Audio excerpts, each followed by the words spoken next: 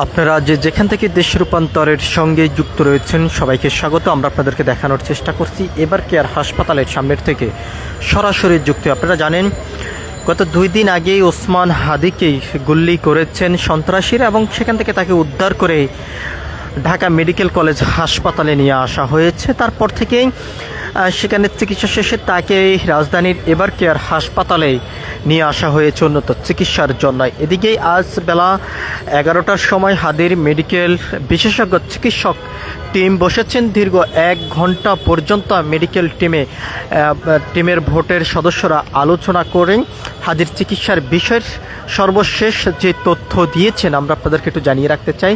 হাদির CT scan অনেকটা আশঙ্কাজনক এসেছে এবং তার শারীরিক অবস্থা এখনও আশঙ্কাজনক অবস্থায় বলে জানিয়েছে। এদিকে যেমনটি জানিয়েছেন 72 ঘন্টা পরেই বিস্তারিত জানা যাবে, বলা যাবে, বোঝা যাবে হাদির অবস্থার বিষয় এবং তার শারীরিক অবস্থা কিছুটা উন্নত হলে তাকে দেশের বাহিরে উন্নত চিকিৎসার জন্য নেওয়ার সব ধরনের প্রস্তুতি গ্রহণ করেছেন অন্তর্বর্তীকালীন সরকারের পক্ষ থেকে। যেমনটি জানিয়েছেন হাদির চিকিৎসার বিষয় সব কিছুর ব্যবস্থা করার জন্য এবং সব খরচ অন্তর্বর্তীকালীন সরকার বহন করবেন এমনটি আমরা জানতে পেরেছি। এর পাশাপাশি আমরা আপনাদেরকে আরেকটি বিষয় জানিয়ে রাখতে চাই।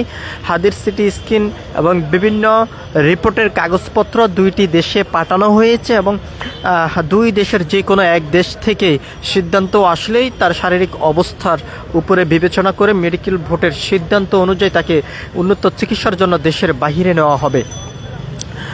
আমরা আপনাদেরকে জানিয়ে রাখতে চাই হাদির উপরে যে সন্ত্রাসীরা গুলিবিদ্ধ করেছেন এবং গুলি চালিয়েছেন তাদের ভিতরে অন্যতম একজনকে আটক করেছেন আইনশৃঙ্খলা রক্ষাকারী বাহিনীর সদস্যদের। অর্থাৎ যে বাইকে করেই সন্ত্রাসীরা হাদিকে গুলি করেছেন সে বাইকের মূল মালিক তাকে আটক করেছেন।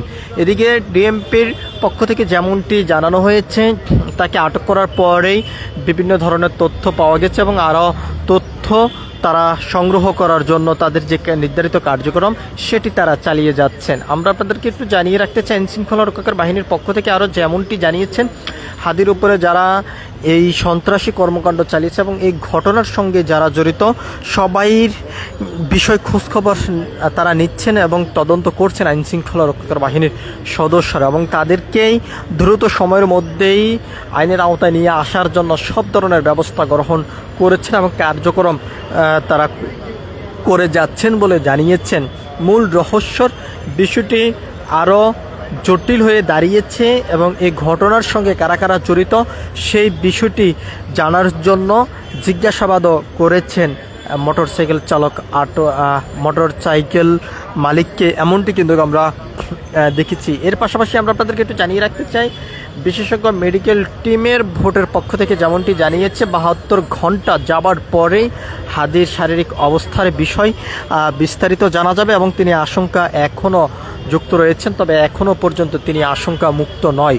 অন্যদিকে বিভিন্ন রাজনৈতিক অঙ্গ সংগঠনের নেতাকর্মীরা হাদির উপরে যে অতর্কিতভাবে হামলা চালিয়েছে তাকে হত্যা করার উদ্দেশ্যে যারা গুলি করেছেন সবাইকে দ্রুত বিচারের আওতায় নিয়ে এসে বিচারের দাবি তারা করেছেন। এদিকে বিভিন্ন রাজনৈতিক সংগঠন থেকে তীব্র নিন্দা ক্ষোভ প্রকাশও করেছেন। হাদির উপরে গুলি করা হয়নি, সারা বাংলাদেশের উপরে গুলি করা হয়েছে এমনও ক্ষোভ প্রকাশ করেছেন অনেক শীর্ষ লেভেলের নেতারা, সামাজিক যোগাযোগ মাধ্যমে তারা এই নিন্দা ক্ষোভ প্রকাশ করেছেন এমনটি আমরা দেখেছি।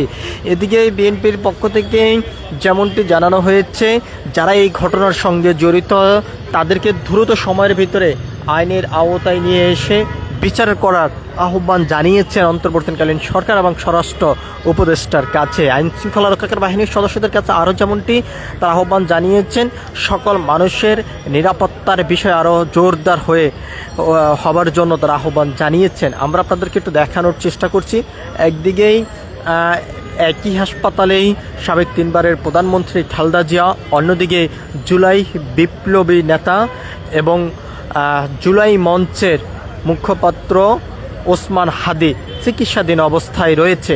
আমরা আপনাদেরকে একটু দেখানোর চেষ্টা করছি এবার কেয়ার হাসপাতালের সামনের থেকে এবং তার মেডিকেল বোর্ডের সিদ্ধান্ত পেলে এবং যে দুই দেশে ওসমান হাদির পরীক্ষা নিরীক্ষার যে প্রতিবেদনগুলো পাঠিয়েছেন, দুই দেশ থেকে যে কোনো একটি দেশ থেকে সিদ্ধান্ত আসলে তাকে উন্নত চিকিৎসার জন্য দেশের বাহিরে নেওয়া হবে বলে জানিয়েছেন। এখনও তিনি আশঙ্কামুক্ত নয়, তিনি এখনও পর্যন্ত আশঙ্কার ভিতরে রয়েছেন, এমনটি তার মেডিকেল বিশেষজ্ঞ চিকিৎসক ভোট জানিয়েছেন। দীর্ঘ 1 ঘন্টা পর্যন্ত ভোটে আলোচনা করেছেন দেশি বিদেশি চিকিৎসকরা, এমনটি আমরা জানতে পেরেছি। সব কিছু মিলিয়ে এই ছিল এখনকার মতন আমার কাছে এবার কেয়ার হাসপাতালের সামনের থেকে সর্বশেষ। পরবর্তী আপডেট পেতে সবাই দেশ রূপান্তরের সঙ্গে থাকুন। ধন্যবাদ সবাইকে।